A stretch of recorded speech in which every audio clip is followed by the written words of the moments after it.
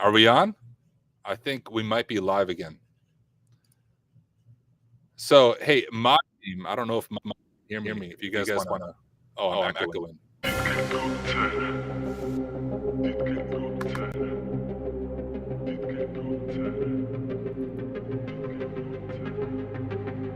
Optimistic beats. Optimistic beats.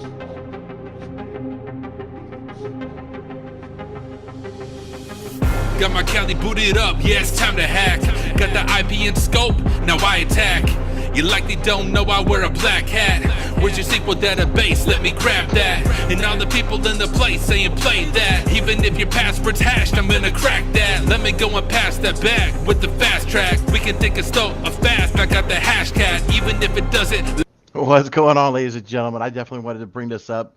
Little intermission while we are waiting on everybody to rejoin. So sorry. We did have a problem with Restream.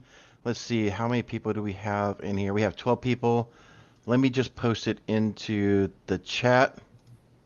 Yeah, I'm blaming Restream for that, y'all. That actually wasn't my fault for once. Restream just kicked us out. It happened last week, if I remember correctly, with Dr. Gerald Ozier. Is there like a time on it? It's almost like it timed out. Like, hey, you reached the end. No, it just crashed because I have literally streamed this thing for about 3 hours, and I've never had a problem. That's crazy.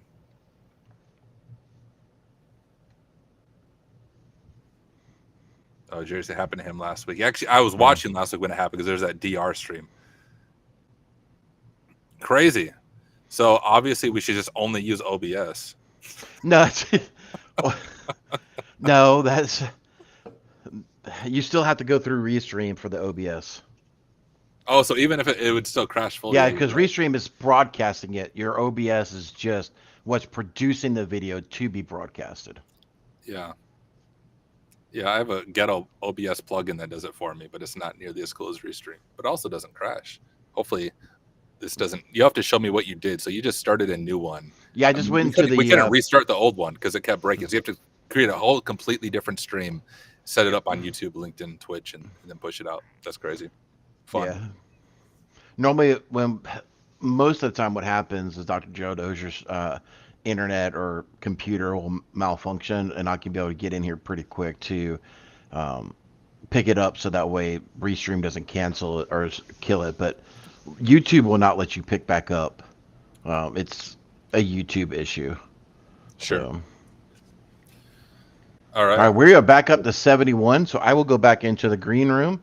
Ladies and gentlemen, just a programming note. Again, sorry for the Restream issue. If you had a pending question, please post them again. Mods are watching the chat, and we will try to get them over to Tyler so that way he can be able to answer them. Thank you so much for joining in to part 2. And with that, take it away, sir.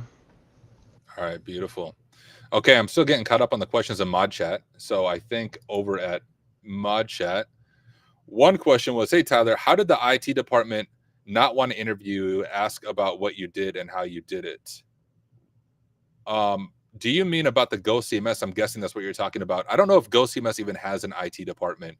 We did talk, but they claimed that there wasn't a proper threat vector or something along those lines. It was a little bit confusing, but then they eventually acknowledged it, approved my pull request, and acknowledged the vulnerability. You just have to be annoyingly persistent at times, which is what I talked about in the Microsoft vulnerability research. Marcus said, did we talk at Defcon last year? I used to be a pastor as well. I've been a minister for 24 years. Got an MDiv and Daemon. Oh, crazy. I don't know if we talked at Defcon last year. I ran into a few people at Defcon. But guys, if you are going to Defcon, would love to meet up. Would love to hang out, grab drinks, grab food. It would be cool to sit back as well for the Black Hoodie on rap performance at Defcon. Make sure you guys show up, bring your black hoodies. If Defcon doesn't let me perform it, we're taking it to the streets of Vegas, y'all. I'll set up like a hat as my tip jar. We'll get DJ B-Sec there, and we'll rock it out on the streets of Vegas. Black Hoodie on. All right, let me scroll in my chat. Y'all talk too much. Okay, I think I got through all the questions. Eric Taylor's dropping a question here.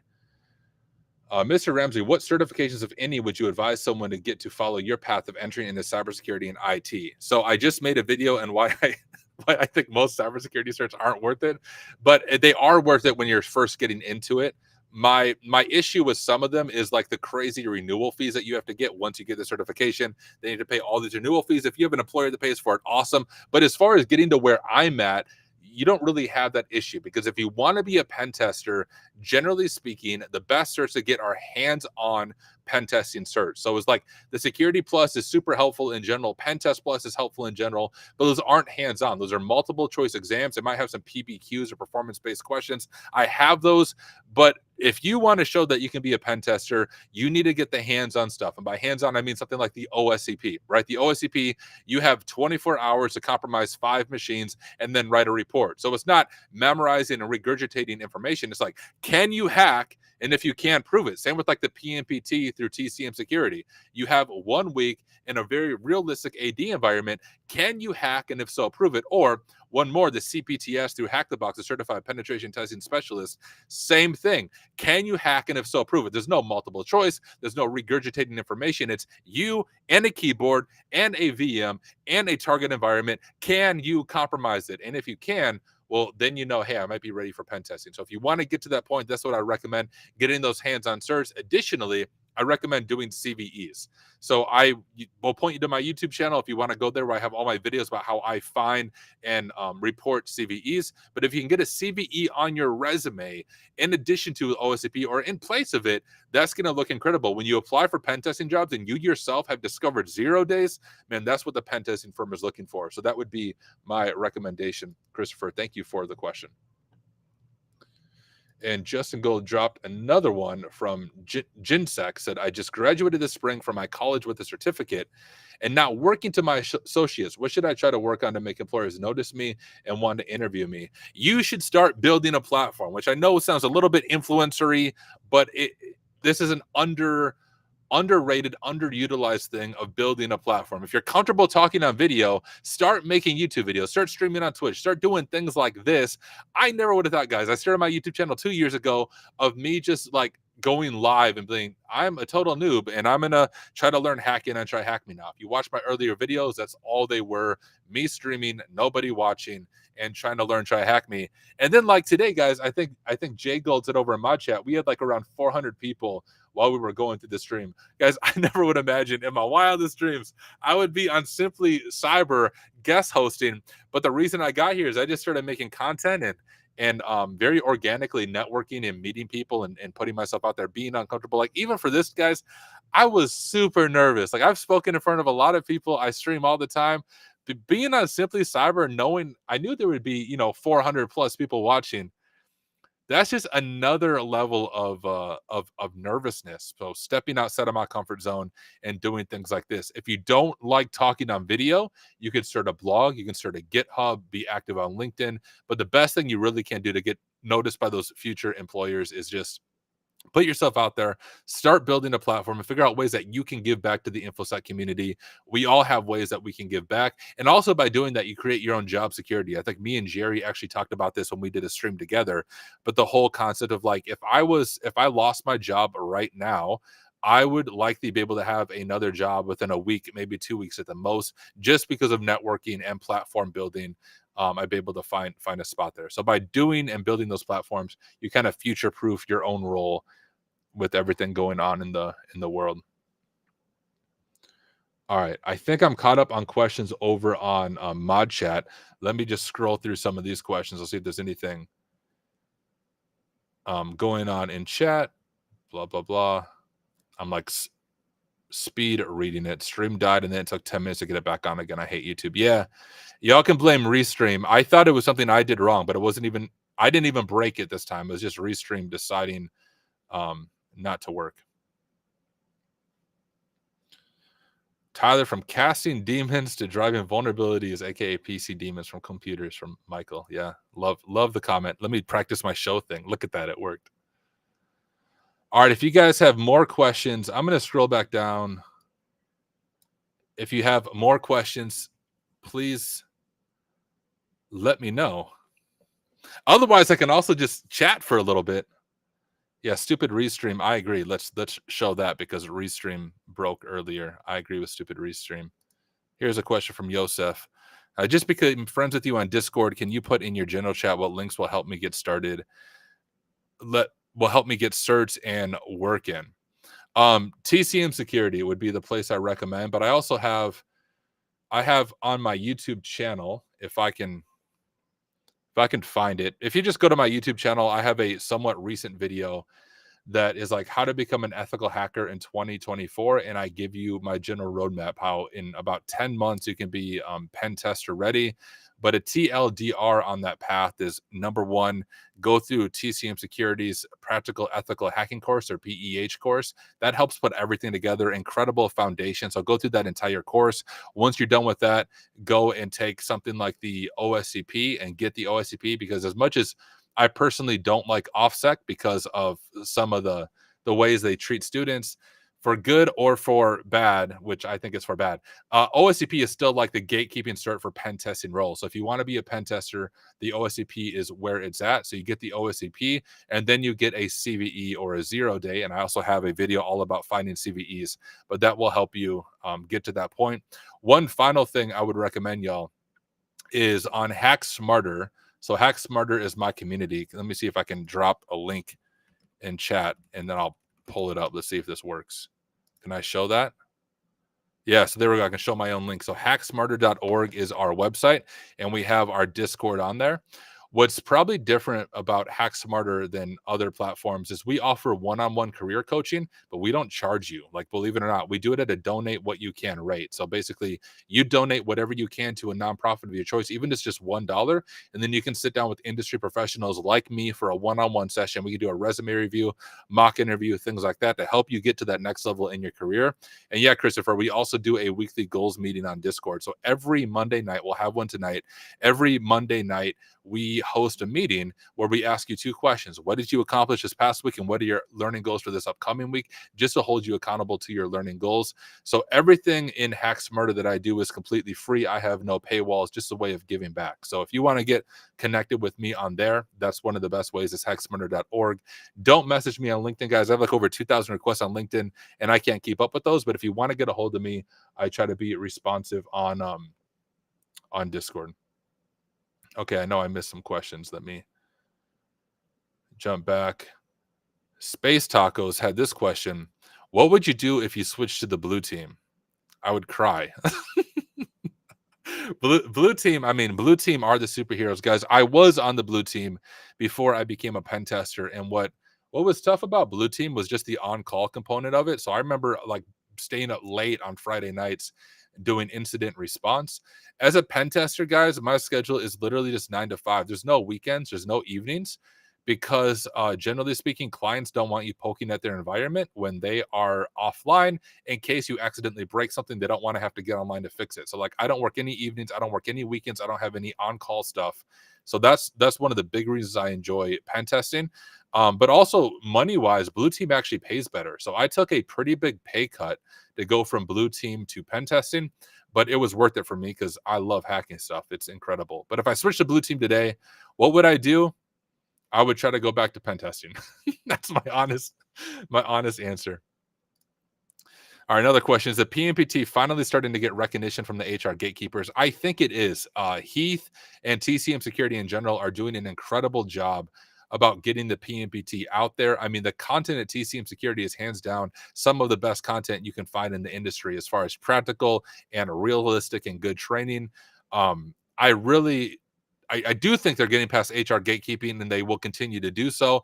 And as people, like, what I try to do is make that change myself. So I work at a pen testing firm, and we would hold PMPT up as well as the Hack the Box certs up as incredible certs, in addition or replacement of the OSCP. But I know not all firms are like that yet. But the way we can get that is just keep singing the praises of certs like PMPT and CPTS. They are incredible, super realistic, and I would argue harder than the OSCP. The OSCP has just been here longer.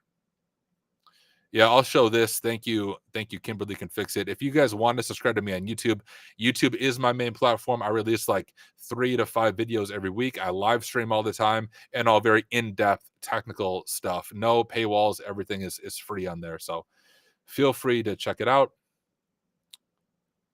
All right, here's a good question from Brent. Do I have any resources I recommend for note-taking or report writing? So report writing, if you get hired at a pen test firm, generally speaking, most pen test companies have an internal tool they use for report writing to streamline it and make it incredible. So where I work, that's what we have. We don't like try to use Microsoft Word to make reports. Our reports look awesome, and we developed our own software for doing that. But as far as note taking goes, I think it's less important what software you use for note taking, just more important that you take notes. I started out with OneNote, then I switched over to Cherry Tree, and right now I use Notion for taking all my notes as I work through machines and boxes and labs. And so far, I'm liking Notion. But once again, less important what tool you use, and more important that you take notes. As far as a note taking strategy, I think it's up to the individual how you do that. I actually have, once again, another video. I have videos on all this. I have a video on YouTube called how to take notes like a hacker or something, where I walk through my note taking process. So you can check that out. But once again, more important that you take notes, less important how you actually take them. All right, sweet. We have some questions in mod chat. Let me hit some of these just for Young. How did you get your foot in the door in IT while preparing for pen testing? Did you get the CompTIA certs, for example? I mean, I got the CompTIA certs, but those didn't help me with pen testing. My platform is what helped me. I kid you not, just making YouTube videos and connecting with people. I started my YouTube channel before I was a pen tester, and the reason I did that is all the pen testing jobs said, hey, you need experience. And I thought, I don't have experience, but I can at least make videos and show the prospective pen test firm I can talk, I can learn, I can figure things out. And that's actually what worked well for me. When I applied for my job I have now, the company actually came back and said, hey, Tyler, we like you, but you're not at the level that we need for the role right now. So we're not going to hire you at this moment. And I changed their mind. I have a video also all about this, on a bunch of things I did after being told no to change their mind and land the job anyway. So y'all can check that out. But that's what I did. CompTIA certs aren't going to help you become a pen tester. Even degrees aren't going to help you become a pen tester, guys. Like on the blue team side of it, you often need like a bachelor's degree or a master's degree just to get past the HR filter. Most pen testing firms, if you have a master's degree, to be like blunt with you, that doesn't mean anything to them, because like a master's degree, much of it is theory. There's a little bit of hands-on, but a lot of it's theory. A lot of it's the non-technical part of cyber, which is super important, right? Like Jerry and GRC, that's important. But as a pen tester, if you know policy, that's not doing anything for you. You need to know hands-on keyboard, how to actually hack stuff. And there's very few degrees that prepare you for that. And so pen testing firms know that. They're not looking to see if you have a degree. They're looking to see, hey, do you have a hands-on cert like the OSCP? Do you have bug bounty experience? Do you have CVEs? That's what they're looking for. They're not looking, do you have a master's degree? That doesn't mean much of anything to a good pen testing firm anyways. They want to know, can you hack stuff? And if so, prove it. Space Taco said, what is it about pen testing that you love so much, and do you hate writing all the reports? What I love about pen testing, guys, is just the curiosity of it. There are some jobs in IT, maybe you're in them right now, where once you have it figured out, you can just kind of drift. Let's be honest, you can browse through Reddit most of the time, and no one's going to notice anything that's different. As a pen tester, I am a security consultant with external companies. Every single day, I am busy trying to hack stuff, learn new technology stacks. I love learning, which you can probably tell if you look at my content. I'm always streaming, always learning as I stream. But I love learning. I love being creative in the way I approach systems, because a hacker, you need to think like a hacker, right? You need to figure out how a system works, how you can exploit it. So that's what I love. And do I hate writing all the reports? No, because like where I work, we have a really good process in place for writing reports. It doesn't even take that long. What I do as a pen tester is from 4 o'clock to 5 o'clock each day. So the last hour of each day, I work on my report, so it's not waiting for me on the end of the assessment. So by the time it comes to the end of the assessment, my report's like completely ready to go, and I spend 1 hour at the end of the day working on it. So I know I've heard people say like, hey, pen testing sucks because you have to write reports all the time. Just don't suck at managing your time and it won't suck, right? Like there is report writing, but as long as you manage your time well and have a good system in place for writing those reports, they're not as bad as people make them out to be, from my experience as an actual pen tester. All right, let me scroll through here. What time? So Yosef asked this question: what time is a Monday night thing? Just join Discord, Hacksmart Discord, and you'll find out. It's all different based on your time zone. So join Hacksmarter and find out there. What good resources on social engineering can you suggest? I learned NLP and some improv. What else can help? Just practice, guys. Like the tough thing about social engineering is you just need to get the reps in. You need to practice. You can do that by, honestly, streaming has helped me a lot, not with social engineering, but just being able to talk on the spot, answer questions. Like when you guys see like Jerry up here, Eric Taylor, DJ BSEC. When you see all these people up here just talking on the spot, it's a lot more difficult than it looks. At least it's difficult for me to balance trying to respond to stories, trying to look at questions, trying to get chat pulled up. But this helps with even social engineering because you're able to balance these different things, answer people's questions as you go. Social engineering in many ways is just not being a jerk, right? And being nice to people, getting people to want to hang out with you and listen to you helps with social engineering. We're almost at the top of the hour, y'all. I also hear my son above me. I told you guys before, I work in an unfinished basement, and usually I only stream late at night when my kids are sleeping. So if you guys hear kids screaming or sound like they're killing each other above my head, I promise they're just playing. My daughter and my son, I think, are awake above me, playing and hanging out. All right, we have a few more questions. I'm just kind of glancing through these right now.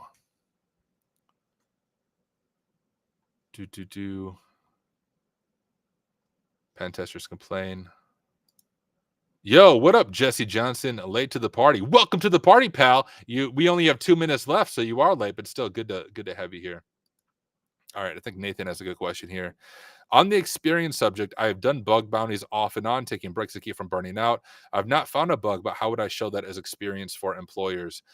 Just put it on your resume that you're on HackerOne, and just put HackerOne experience on your resume, or I don't even know all the platforms at the top of my head, but HackerOne, put it on your resume, security researcher, employer, HackerOne, and put a brief description. You can use ChatGPT talking about the different things that you do on the bug bounty side of it. As far as research goes and scoping and looking at scope, you might enjoy something like that, but that's what I'd recommend on your resume.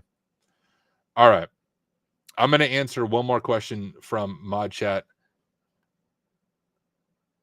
because I think let's see.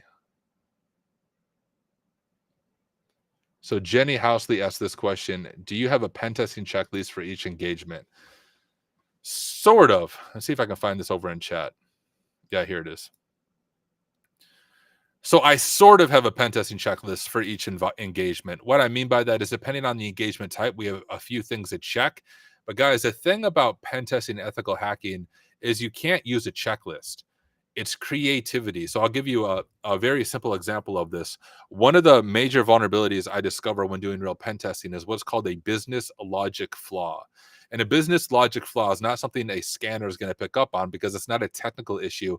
It's a business logic issue. And it's thinking about, how does this application work and how can I abuse it? So one common example is some applications allow you to send invite emails from the application itself. So let's say Simply Cyber, let's say I'm using their learning platform, and I can invite you to join me on Simply Cyber, and the email comes from info@simplycyber.io, right? That's where the email comes from, the invite email. Well, what I've seen when I send an invite email like that is I can send the email, I capture the request with Burp Suite, and I look at the email and I see it's using HTML to send the email. Well, I can literally modify the subject and the body of the email, and I can change the subject to "your account's been compromised," and the body of the email can say, "Hey, your account at Simply Cyber has been compromised. Here is a link to reset your password. Please do this as soon as possible." And I can target a bunch of people who use Simply Cyber from that email. And then when they open it, it's coming from legit info@simplycyber.io. The subject is "your password has been compromised," and the body of the email is my malicious link. And what I'm doing there is I'm taking the business logic of the application, aka sending invite emails, and I'm abusing a flaw in that logic to turn their invites into phishing emails. So it's being able to think about things like that. Having a checklist for every possible situation is not going to work for you. So it's good to have a checklist to get general coverage of the application, but you really need to learn how to think like a hacker, how to abuse logic and abuse what an application is doing, because at the end of the day, we need to do these things before the real threat actors do it in order to secure these companies. You have to think like a threat actor to stop those threat actors. But all right, y'all. It is 8:30 my time, 9:30 your time. I have to get started with my day of actually hacking stuff for a living. But do want to say thank you, everyone, for joining in and for hanging out. Really do appreciate it. It's been man, it's been wild being here, hanging out with you guys, and actually being able to dive into this, not messing up. I'm blaming Restream for when the stream stopped working, not myself.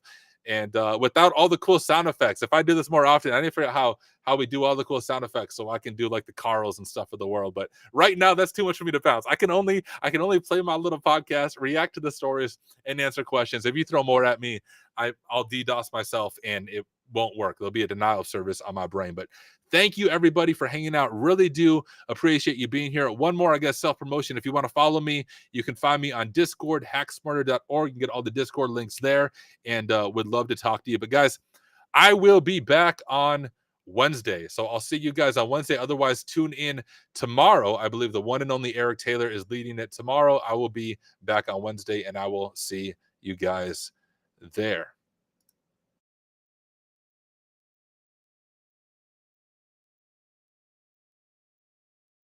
Content. Keep the cybersecurity train going by connecting with the other Simply Cyber community resources. We have the Discord server that's lively and always keeps the conversation going. You can connect with me directly on LinkedIn. And also every single weekday morning on the Simply Cyber channel, we're doing live daily cyber threat briefings, 8 a.m. Eastern time, as well as Thursday at 4:30 p.m. We're doing live stream interviews with industry experts, and we produce videos that we push out every Wednesday morning. I'm Jerry from Simply Cyber.